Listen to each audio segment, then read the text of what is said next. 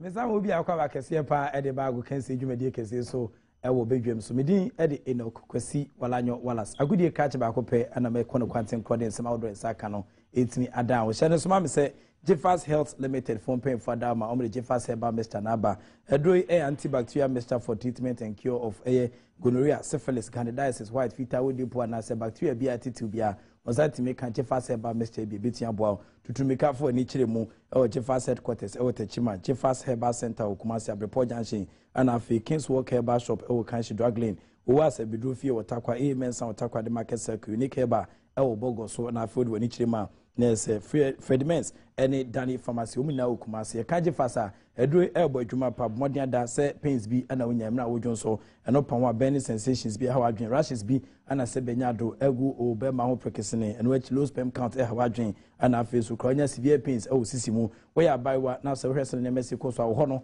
ekekaw eno panwa miscarriage etetew infertility abdominal discharges awodo bi ana etetew ana fe menstrual disorders ana how adwen ma san kan Jeffers Herbal Mixture do elbow adwuma na eboa e ma se benya do wasebechi na so twan sa asante achi menke modern da se onsa betia ka Jeffers edro tahwibi obetia friend was 0261319895 na for ne Jeffers Herbal Center phone pay for yen komo ne mo emaniama etienku infama we mu and sponsor se techiri aboa emeye di dwumedi atundisa we can see etimi adown etwa metia bi eba e the Florence Sports presentation no ebe sato also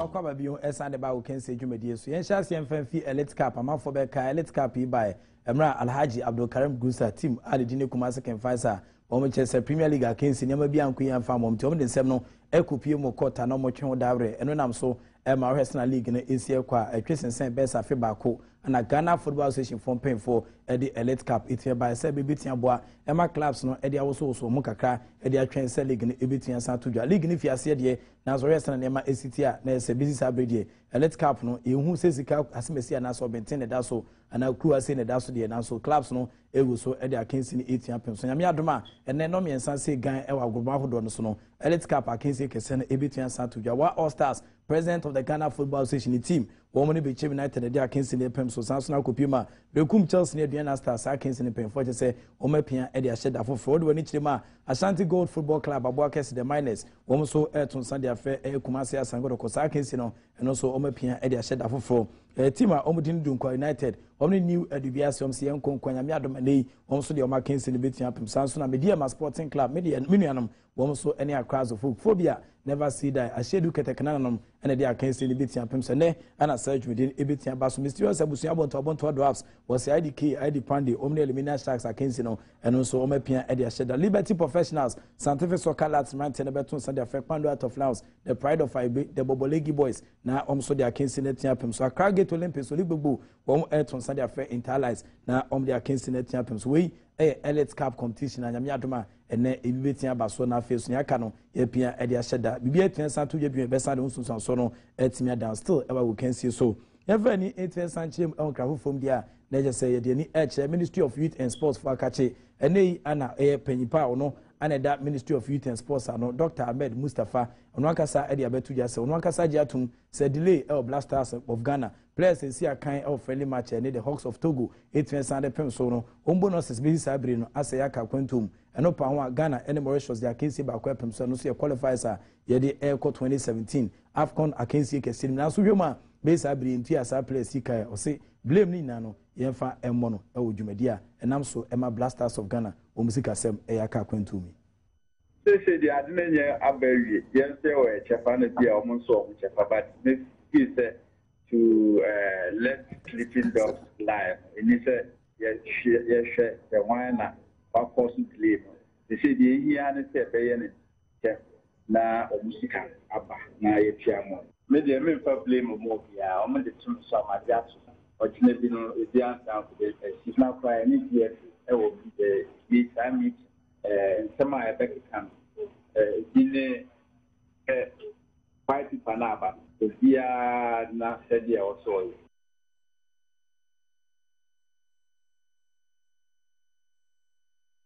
Dr. Ahmed Mustafa so for sure good name Melbourne so enkan papa dentist no tu kaka and they are football so I just blame the atum say Blasters bonus is a car actually no idea of GD pass and phone so far movie and then white panel and or hearing him saying Yamiadum or the back corner if you follow ama omuhupenya imagine the back e wasana nyama esi ekonya me adome bekoso de chinemu ama for back enra Vincent Opon Samuel deputy minister edin sembe etudwa se on de oblemu afifo no e wasana nyama esi ekoso ntene minister e kan before for ade achia na je say the deputy so e kan before for e wasana nyama esi ekoso but doctor say fa blame no e man e odwumadi nim ye de ani e chiremu e wonkrafo fom dia na house of for omo e former air board chairman adedin and Dr. Nyahu Tamaklu on also the assembly chance just as a full crisis behind him a club no players is here kind of team no and as I said benyado omunyu sintawi won be say anama club no as a kwa him.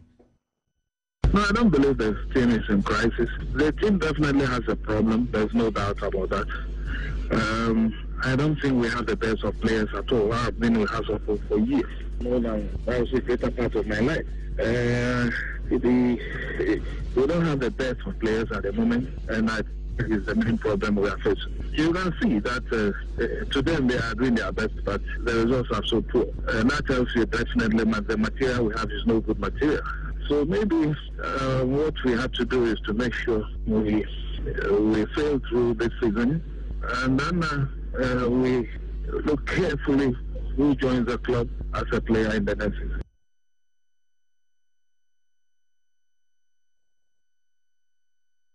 Dr. Nyahu Tamaklu, former board member at the Macross of Folk Nathan and Council Ordinance to Japapai, was signed Ghana Football Association chairman, and then or say Senanyama is your crisis BNUA, SCS of Folk Nemono, players na Sevenado, Omieti Bongoso players, and Emanyama Enkuyi and from Macross of Folk. Ever near Chimo Kumasi as San Deco for camp there, and so reality any Opokunti, major Opokunti, or no at the Lord of the Green Theft, and also the same bit to just so Yuma. There's almost that 10th position on the league log with just 29 points. There's about 21 matches. Ghana Premier League against him, but still, and that's all. Second call will be actually now we track on Tomwa. And the Alpha 8 teams are donetico. And the Abesho Manum Sebeya will beat me a better first. Our league log. You say last month, Nani and Omoka. MTN for me because of Omo, you know, I tried to go to South Africa. No? So from 15th to 15th. Boys, Nyamomo Atiasi. For this reason, no Kurana, because of a delay Kakrana. Say June, the Anosanki July 15th. But Metimia to your double in home. Because me as a former footballer, I mean, say one of the problems that a footballer, dream footballer, when you 100% concentration, and yet like so bit me give up best on the field. And you know, as much as we can, no, near fight is even if a bit years can in advance as an away number. But it do be a two be a unyanisa. Now one yanisa, may this is where I wish and the players also should understand, because basically Kotoko I keep to their promise. Tama na more league, you know, need to it. And you know, say if 1 month not last week, but then within 1 week, I don't think so. I was who raise the alarm. Normal so many new. But a real league in the boy. So from now, not to say baby, you know, me give you up. I can't match 9 times 3, 27. Football match after match, and yes, 1 + 1 be 2.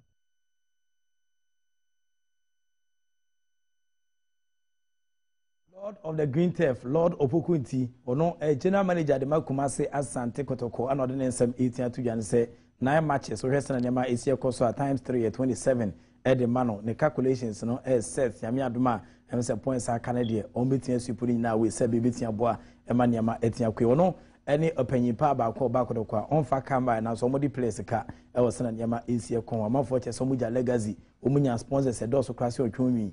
El Kotoko Fakache, Nazo, Umunya sponsors and Kenny, Tim no Enya him, Lord of the Green Theft, Lord of Pukunti, Ono and Eboa Emanyama Etian Coordination, and Etian Jai, Yanko Mubio, Neres and Yama Asia Koso, I Ghana, Atlas Nibis Akache, Ababa the any matter bisa, Manfobeka and Sentem, Ghana Pension, a boss of Bias, no business in Abra body Manaka, Opeka crack the man says, Can I send baby bina, and it's me send Pimene, Western Yama Asia, all African games and Swetian Sabedao, Matabisa, Uhuma. Yes, and the manager added and Mickey was a beacon. That about what in same chance as just a Matabisa, a Kakit Webby, Gomu in a film, Sabia went to qualify and call all African games.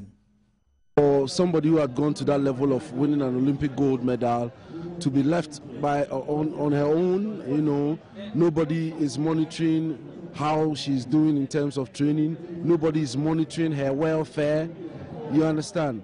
And the difficulty in finding facility to train. These are very thick difficulty, and I don't think that we should underestimate some of these things. Very thick and intense difficulties. For me, what I'm doing is to sustain her, give her a mental attitude in terms of, prepping her up, and of course, the eventual thing, the medium long-term plan is to get her close to training facilities, because I've always said that if Martha is allowed the training facilities as her peers outside this country, she can beat the world forever. So we need to do everything to either build the training facilities here or get her close to training facilities. She was promised the scholarship. I hope that it comes true, because the scholarship has not come through so far. And that was an anticipation to get her close to training facilities. So if that doesn't come through, then it means that we need to find our own ways and means to get her close to training facilities, because we don't have the training facilities here. Youth Olympics medalist Martha Bisa, and I say Mickey Osebe, the manager, and then if you not and or managing a Bible, so now she coach been so kumase on a boy, Maridu Sam Pempen, so in one sem, Bibrina and 18 Aban. And on I'm so, Emma Ghana Athletics Association, GA, almost so smart, Erasmus Cow, say one for a bat and some BCH, Erasmus Cow, on also the Kakra, AJ. In May, the GA met Mickey Osebe, because we got to know that he was putting out press releases. I'm the manager, I'm the agent of Martha Bisa, who is a minor. I mean, she's 17. And so legally, she cannot have a manager. She cannot have an agent. And we made him understand some key issues. He had come out to make defamatory statements about the GAA, that we send athletes to the USA and we neglect them. We don't look after them again. He said a GAA member asked Martha Bisa to part ways with 7,000 cities so that that member could get her a scholarship. This issue about neglect, that's not coming. We wanted Martha to go to the next level, and that's how come the GAA went through its networks and found her scholarship. All she needed to do was to bring out her WASI results. It's based on your academic qualifications that the schools in the USA will look at you. Up to now, we don't have those results. Martha, the best she's done this year is 2 minutes 0.11 seconds. Now, last year when she won the Youth Olympics, she ran 2 minutes 04 seconds. She needs to run that same time this year to qualify for the All Africa Games. And the best she's done, as I've pointed out, is 2 minutes 11. Now, the last time she ran, it was 2 minutes 12. So, I mean, the results have not been good this year. The next thing I'm sure that is going to come out for discussion is that Martha perhaps fails to qualify for the All Africa Games. And everybody will start looking at GA again. But we're giving her the platform. If she wants to go, I'm sure Martha would have been running superb times by now. Now, you didn't some outdoor and we can see so none of them so bit me session so Fast Health Limited from paying for that my woman didn't know but Brinaba Elboama Pomodon Cemetery antibacterial mixture for treatment and cure of gonorrhea, syphilis, nafe candidiasis, white feet, awudipua, and nafe bacterial infections, Saudubia Wenyabia. Mansan can Fast, a rate at he and a bit bois, Emma Pomodon some etiaque, severe waist pains, and a winner as a season, what a yaw ewomo, and I feel you so what a yaw ewomo, sexual weakness, Nehawa Jumboa Sebenado, Banadawi, Hineni Gunia Masui, or the Antiantis and Nadia Chimisro, we are catching no point Juma Kufi Street, a Juma Hoa Sokoye.